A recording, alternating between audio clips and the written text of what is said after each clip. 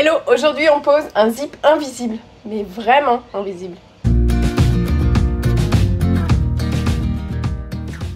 Je suis Charlène, créatrice de tutos et de formations couture pour débutants. Abonnez-vous à la chaîne pour recevoir tous les prochains tutos qui pourraient vous intéresser. Et pour être sûr de ne rien rater de mes actus, astuces, bons plans, etc. Tout ça c'est dans la lettre du club couture de Charlène. Si vous aussi voulez la recevoir, il faut cliquer sur le premier lien dans la description de cette vidéo pour vous y inscrire. Et je l'envoie tous les mercredis. Alors vous le savez, si vous avez déjà essayé de coudre des zips invisibles, le problème principal c'est que la plupart du temps, quand on débute, ils ne sont pas vraiment invisibles. Donc dans ce tuto, je vous montre comment les rendre vraiment invisibles. Vous voyez que là, sur mon short, il n'est pas vraiment invisible parce qu'il y a un petit peu d'erreur, je n'ai pas cousu assez près des dents du zip. Ça, c'est toujours, on peut toujours rattraper le coup, on peut toujours refaire une piqûre un petit peu plus près, donc ne vous découragez pas si vous arrivez à ce résultat-là, c'est normal au départ. Et nous, ce qu'on veut, c'est un résultat comme sur ma robe ici.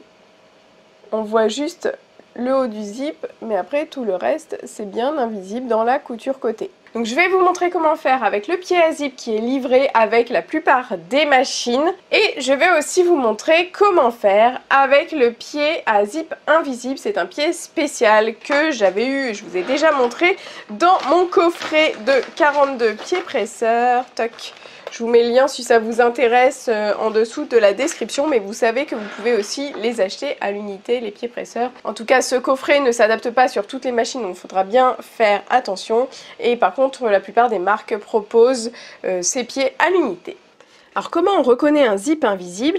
Sa petite tirette est en forme de goutte.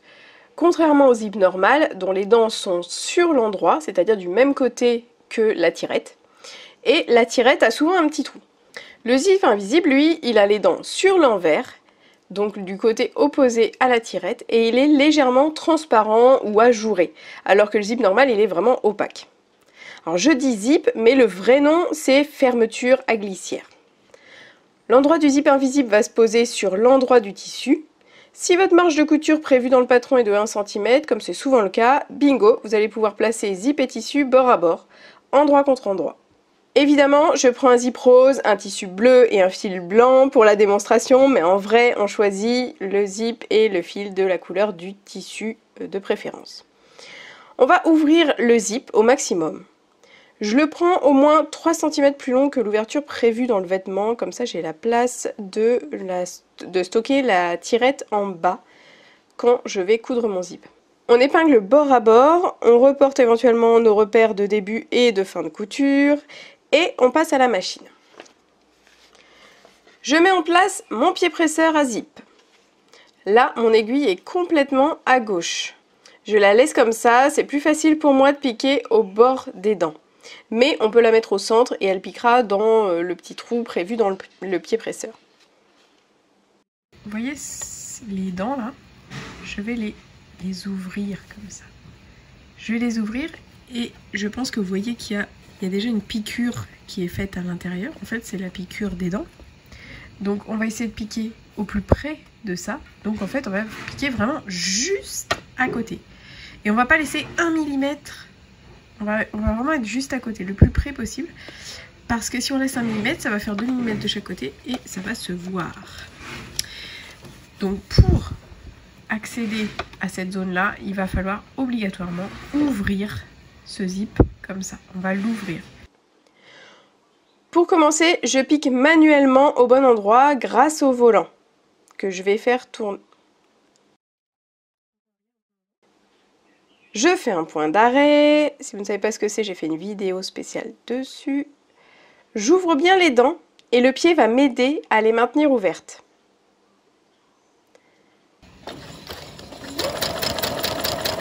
Et je pique au bord. Ça crée comme une petite ombre et c'est vraiment dans ce sillon-là que je pique. En fait, le secret, c'est vraiment d'ouvrir.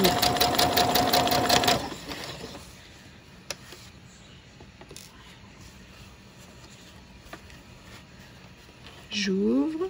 Je fais attention que mon bord est toujours bien bord à bord là sur le côté.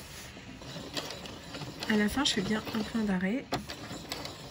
Je coupe les fils au ras, je referme le zip. Et je vais épingler l'autre côté, endroit contre endroit, bord à bord. Quand c'est épinglé, j'ouvre à nouveau le zip jusqu'en bas. Et on repasse à la machine, on va coudre à nouveau du haut du zip vers le bas du zip. Ça implique de changer le pied presseur de côté. Là, avec ma machine, je ne peux pas mettre l'aiguille plus à droite, mais ça m'aurait aidé. Pour moi, elle est au centre, donc comme je disais tout à l'heure, ça va piquer dans le trou du pied presseur. Donc j'ouvre bien les dents et je pousse légèrement pour être bien au ras des dents. Donc ça implique de pousser un petit peu. Pousser un petit peu le tissu et l'ensemble pour qu'il aille sous l'aiguille. On va voir qu'avec le pied spécial zip invisible, on peine moins pour un meilleur résultat. Alors si comme moi vous avez des petits ratés ou que vous avez cousu carrément trop loin, et bien dans ce cas vous pouvez reprendre tout simplement et essayer d'être encore plus près du zip.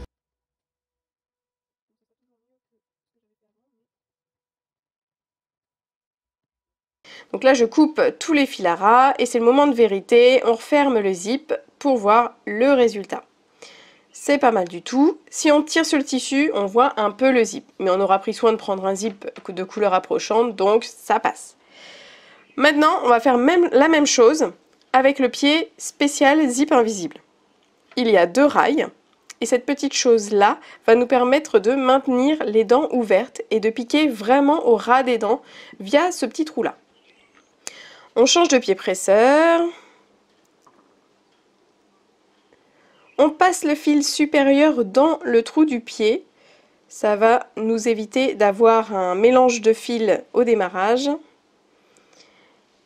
On met bien l'aiguille en position centrale. Attention, là on ne va pas la laisser ni à gauche ni à droite, hein, bien en position centrale parce que le trou n'est pas très large. Et puis même chose, on ouvre les dents, on fait attention de piquer bien au ras en accompagnant, mais on voit que c'est beaucoup plus simple avec ce pied-là d'accompagner et ça se fait plus ou moins tout seul en fait.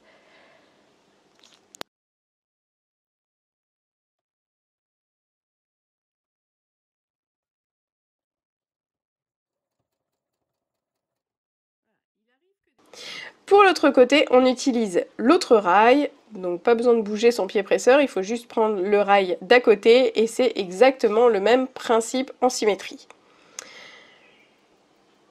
Voilà, quand ça fait un bruit bizarre, c'est qu'on coud sur les dents, dans ce cas il faudra juste découdre et recoudre. Mais là, vraiment, on arrive à avoir un niveau de précision bien plus important qu'avec le pied à zip normal.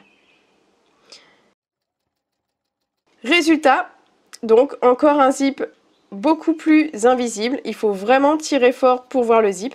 Souvent dans le montage du vêtement vous allez coudre le zip invisible en premier et ensuite vous n'aurez plus qu'à coudre le reste du côté dans la continuité.